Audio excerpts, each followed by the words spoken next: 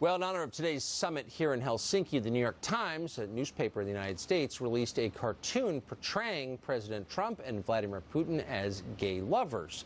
The point was, it's wrong and shameful. But wait, this is the New York Times. They're not supposed to think that's wrong and shameful. What exactly were they saying?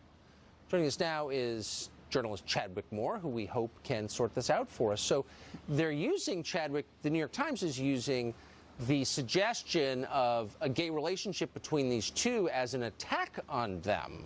But you think of the New York Times as a paper that wouldn't attack people for being gay. What do you make of this? Well, of course, it can't be homophobia because it's the New York Times, right? Then they're totally exempt from something like that. What I make of this is it's firstly extremely juvenile. Stephen Colbert and Jimmy Kimmel are two other torchbearers of the dying and stale establishment culture who also have recently made gay sex jokes about President Trump. And it's the sort of behavior that is tailor-made for a Huffington Post think piece about the history of gays as a punchline, about how cartoons are, equate violence. Yet I haven't seen these think pieces. I wonder why they're not calling out their own side for attempting to make fun of gay people. Maybe when the left tries to bully a lot of these soy boys at the New York Times, maybe they were called gay on the playground, and maybe this is the only way they know how to bully someone back. I don't know.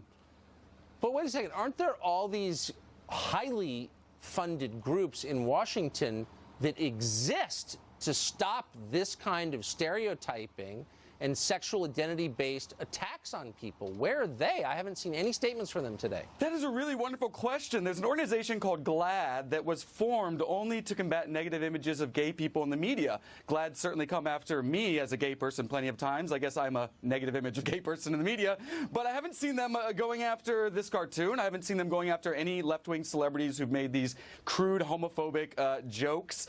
And imagine if the New York Times had run, a cartoon about Hillary and Vladimir Putin's relationship. Maybe they had a hot and heavy affair and a uranium baby popped out. What would the left be doing then? They'd be losing their minds. It's a typical hypocrisy that we continue to see from them. They turn a blind eye when their own side does it. It's time and time again. Gay seems to really be in the zeitgeist lately, with Joy Reid making homophobic remarks. Of course, she's immediately forgiven. Meanwhile, Vice President Pence says, supports like some money going towards therapy 20 years ago, and they still can't get over it. I'm starting to think they're hypocrites. You're starting to convince me, Chadwick. Great to see you tonight. Thank you, you too. Thank you. Our entire